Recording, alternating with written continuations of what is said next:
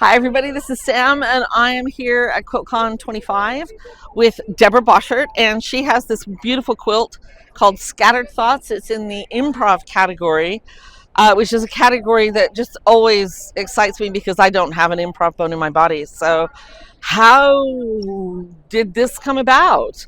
I know that collage is important to you and you do a lot of improv, and I know that you teach these. So where were we coming from with Scattered Thoughts, which I think all of us have, Right. right? In some moments more than others. Yeah, right? is it the women of a certain age thing? It's all the things. Okay. All the things. Yeah. So I create what I call art quilt collages, Okay. all about layering fabric, paint, and stitch. Okay. And I love combining both commercial prints, like what you see in that teal green stripe with the dots. That's a commercial This guy print. is commercial? Yeah. Okay. And I love combining those commercial prints with fabrics on which I've added my own surface design using various printmaking techniques.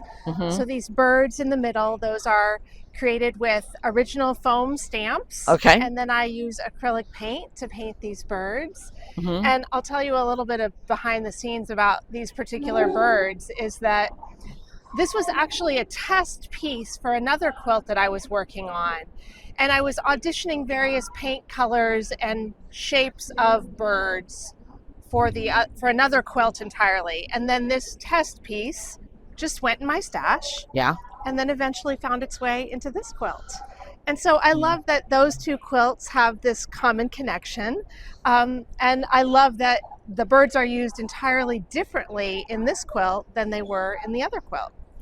So there's some other surface design elements here. This is created with a paintbrush. This is a little snip of handwriting. I love incorporating handwriting into my work. Is this a hand-dyed fabric? This is a shot cotton. Oh, okay. Yeah. So it's got all that extra color going on. You see the sort of rusty orange warp and weft. Yeah. And so like I said, layering fabric, paint, and stitch. So a combination of commercial prints and fabrics on which I've added my own surface design. Okay.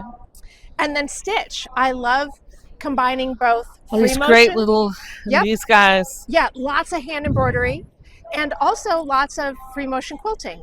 So the birds are all outlined in free motion quilting, and we've got lots of layers of circles and some reverse applique.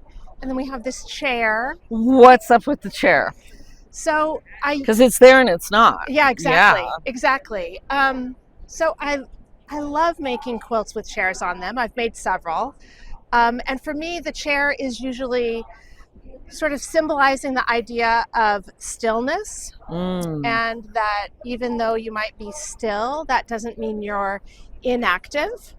Okay. And that sometimes there's lots of things going on around you or around the chair, causing some scattered thoughts, but some stillness and some quietness can help find and create clarity. So that's for me what the chair sort of suggests and symbolizes. So within your process, you said that this piece had gotten made on the way to something else. Yep. Do you ever sit down and make, what would I say, fodder? Just like, I'm going to make some bits and pieces, and those are all going to be in the fodder catalog for the next time I'm playing with something? Or is it, I was making a thing for this and I have some leftovers, so I'll hang on to it? Of course, it's both. Of course. Why wouldn't it be? It depends. Yeah, sometimes I do a printmaking day where I am just creating yardage. Okay. Other times I'm working on something that needs something specific, so I'll create something specific for it. Other times I've created a composition and the quilt calls for some additional surface design, and so I'll do some surface design right on the surface of the already composed quilt. Oh, that's a little nerve-wracking, isn't it? It's way scarier. Yeah.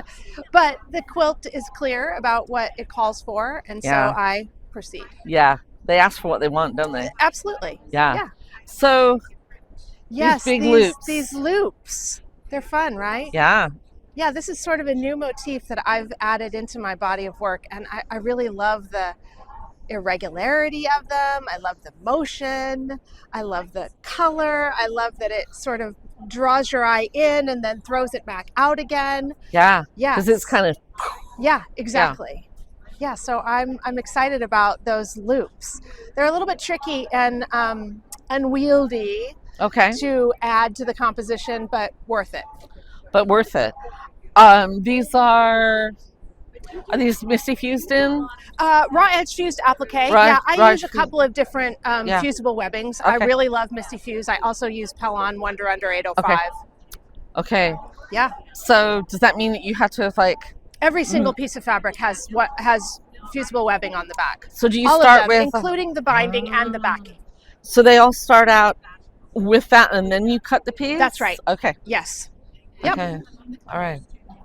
Yeah, so you can see this fused binding. Yeah. Have you give away the farm here?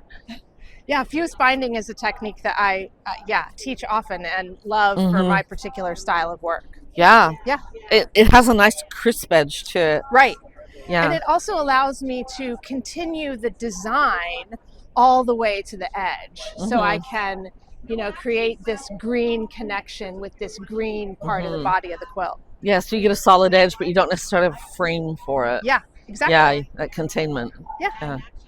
This is beautiful. Thank you so much. Deborah, thanks for chatting with us. Where can we find you? Oh, Deborah Boschert on Instagram. Okay. And my website is deborahstudio.com. Okay, wonderful. Yeah, thanks. And you teach virtually and in person. Okay, so if people want to learn how to do this, we can come and find you. You can find me. Excellent. Cool. Thank you. Thank you.